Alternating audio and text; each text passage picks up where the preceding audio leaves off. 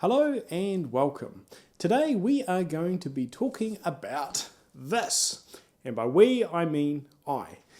This is a Besson 5-valve euphonium that was made in the late 1890s.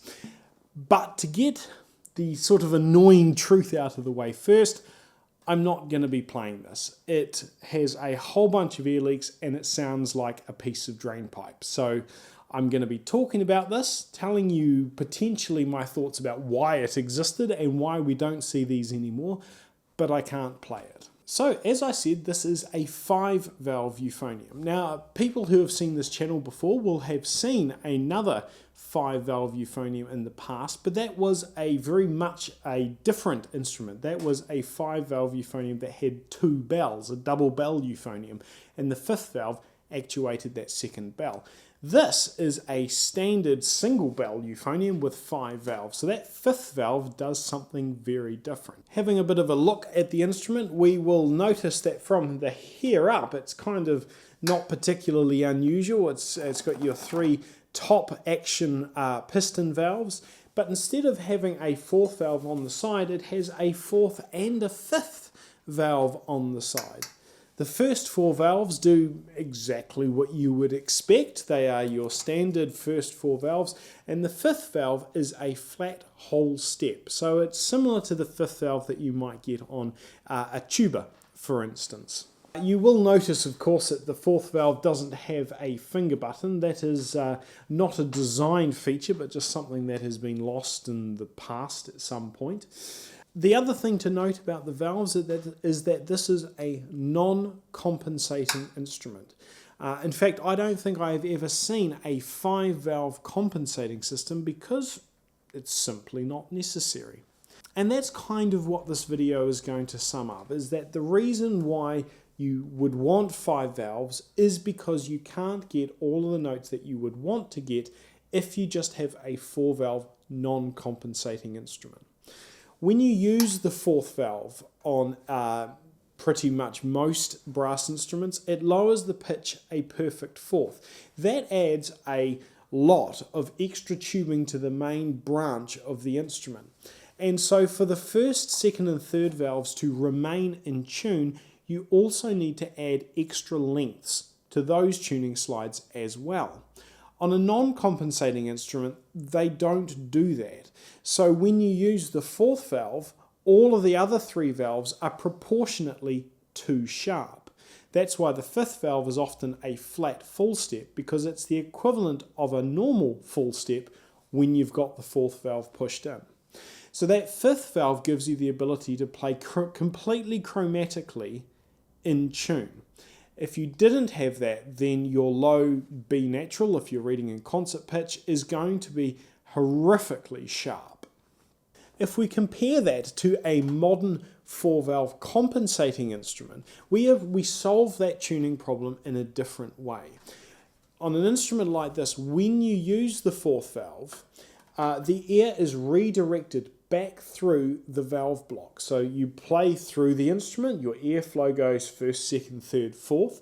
If you use that 4th valve, the air goes back through a different pathway through the 1st, 2nd and 3rd valves, and you use these extra tuning slides at the back to add a little bit of extra length to the valves that you have used. So if you play and you were to play with 1st and 4th, your air would go through, it would go the front side of the 1st valve tuning slide, then it would go through to the 4th valve, gets redirected back into the valve block, and then you use this little extra bit which adds the proportionate amount of length necessary to make that 1st valve in tune.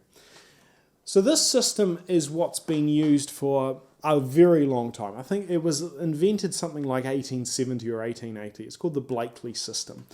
And it was owned and patented, I believe, by Boozy and Hawkes. And so the reason why a Besson euphonium may not use it is because perhaps they didn't want to pay licensing, they wanted to do something different. I'm not sure. I don't know the history behind it. But a 5-valve non-compensating instrument will be able to play chromatically without having to have a compensating system in use. The key advantage of a compensating system is that you don't need more than 4 valves. This instrument can play chromatically, more or less in tune, throughout the whole range of the instrument. If you don't have a compensating system, you need more valves to achieve that, or you need some mechanism that enables you to flatten the instrument with an adjustable tuning slide, a big adjustable tuning slide. But it does have the key advantage of not being so stuffy. When you're using the 4th valve, the tone or timbre of the instrument changes quite noticeably, and it becomes quite stuffy to play. So there are downsides to having a compensating instrument, but that downside is obviously considered pretty manageable because you don't get 5-valve euphoniums much these days. In fact, there is only one other that I know of, and that is something that I don't have on hand, surprisingly, but it's a very small run instrument made by Adams. And that uses a different valve schema completely. The 5th valve isn't a piston, it's a rotor that's actuated by your thumb. And that 5th valve does the same thing that the 2nd trigger on a bass trombone does. It lowers the pitch a diminished 4th. I cannot find any reliable source that gives me accurate information about why this design was something that they experimented with. Besson were playing around with compensating designs. They have the enharmonic system that they used a little bit later, which was far more complicated than the Blakely system. But I just simply don't know. So if I had to guess, I would say it's an attempt to make an instrument that was fully chromatic, had some advantages over a compensating system, but yet wasn't just a direct copy of the Boozy and Hawkes compensating system. So that would be my guess. Why it fell out of popularity, not too sure. Perhaps this is more expensive. Don't know. But if you know some more, I would love to hear your thoughts and opinions. So please feel free to put something in the comment section below. And thank you for watching.